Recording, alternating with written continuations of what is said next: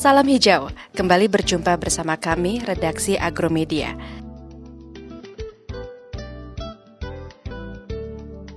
Pada kesempatan kali ini kami menghadirkan sesuatu yang berbeda dari buku-buku kami sebelumnya, yakni mengenal hewan bercapit, lobster air tawar.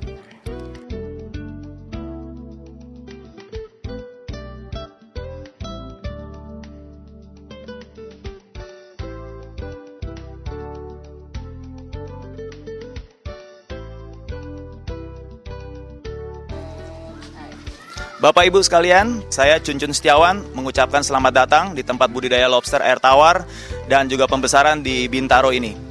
Nah, lobster air tawar seperti kita sudah ketahui, lobster air tawar ini sudah ada di Indonesia sejak tahun 2002 dikembangkan dan sampai tahun 2010 sekarang sudah berjalan 8 tahun, terbukti bahwa budidaya lobster air tawar ini tetap konsisten. Lobster. Siapa sangka udang besar ini ternyata bisa dibudidayakan di air tawar. Padahal sebelumnya hanya lobster laut yang dieluk-elukan oleh penikmatnya. Penyebabnya tidak lain karena rasa daging lobster laut begitu menggugah selera.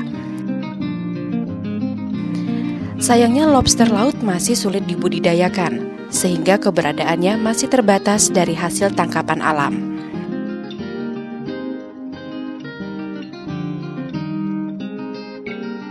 Hal ini berbeda dengan lobster air tawar. Selain memiliki rasa yang tidak jauh berbeda dengan lobster laut, lobster air tawar terbukti mudah dibudidayakan. Selain itu, harga jualnya yang stabil juga menjadikan lobster ini sangat menjanjikan untuk dijadikan sebagai usaha sampingan.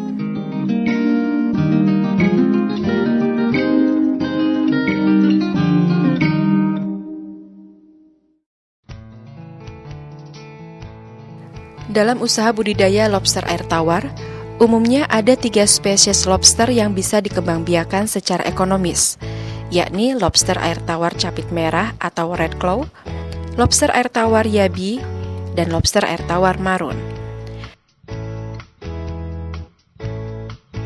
Dari ketiga jenis lobster tersebut, kami akan menguraikan sedikit mengenai ciri fisik red claw.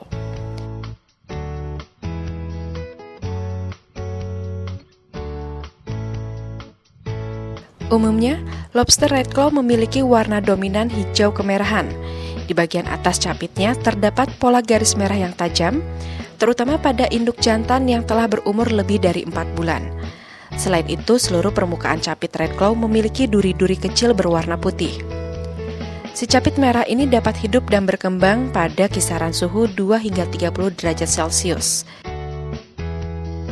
Meskipun demikian, suhu ideal yang paling tepat untuk lobster ini adalah 24 hingga 30 derajat Celcius, dengan kandungan oksigen di dalam air minimum 3 ppm, pH 6 hingga 8, dan kadar amonia maksimum 1 ppm. Penyerap utama produk lobster konsumsi untuk saat ini adalah restoran. Karena itu, pembudidaya lobster sebenarnya bisa memasarkan produksinya ke berbagai restoran di kota-kota besar di Indonesia. Selain itu, pembudidaya juga bisa langsung memasarkannya ke hotel dan pasar swalayan. Namun kualitas produk dan kontinuitasnya harus diutamakan.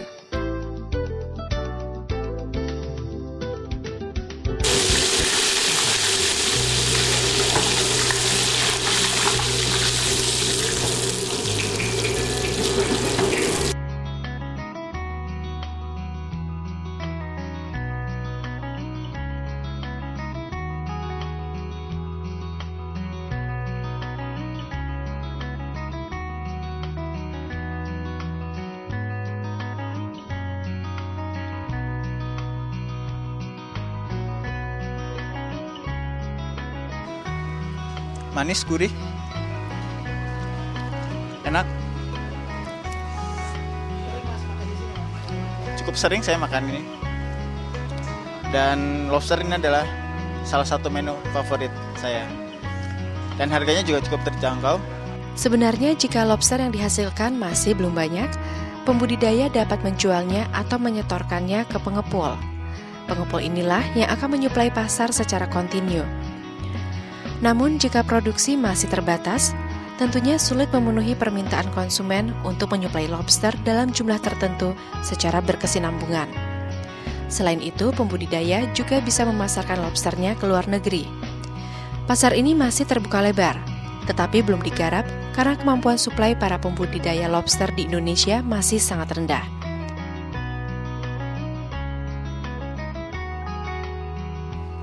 Bapak Ibu sekalian, bagaimana setelah menyaksikan tayangan daripada video liputan mengenai budidaya lobster tawar ini? Mungkin masih ada hal yang kurang jelas. Coba ulangi lagi membaca bukunya, ada panduannya.